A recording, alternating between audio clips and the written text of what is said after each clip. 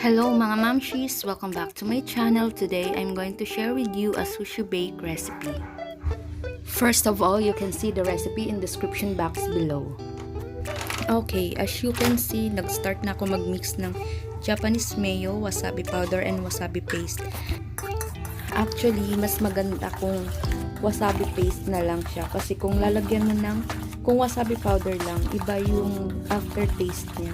You have to mix it evenly para pantay ang lasa niya. Then, after that, pwede na natin ilagay ang pipino. While I'm mixing, you will have noticed na magiging malapinaw, but it'll be fine dahil i-oven naman natin siya after. Anyway, before that, dapat nakapagluto na tayo ng Japanese rice. Pwede rin naman na ordinary rice.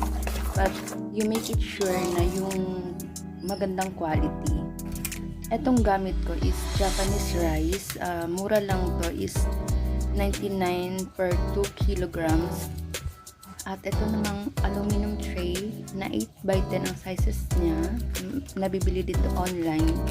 So, depende sa'yo kung ano yung preference mo ng mga sizes. This one can share with 3 to 4 persons. So, pwede na nating ilagay ang na-mix nating Japanese mayo and cucumber.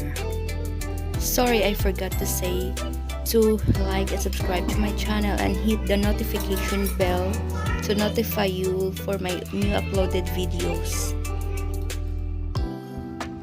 Papantayin lang natin, then saka natin ilalagay itong crab meat.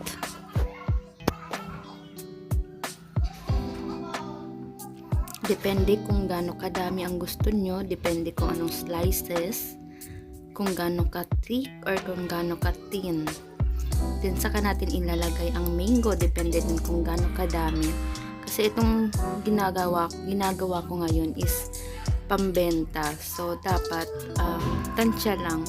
Tapos, syempre, yung swak sa budget mo para kumita ka. Kung gusto mo naman ng avocado, okay lang din. Then, mag-sprinkle ako ng nori sheet.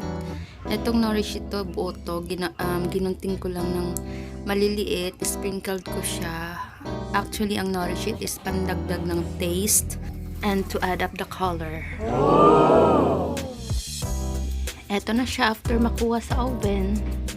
Okay, let's top up a little bit of mayo.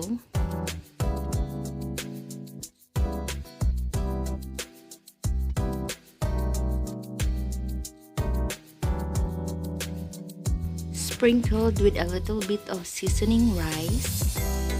You can add up salt and a little bit of sugar to taste.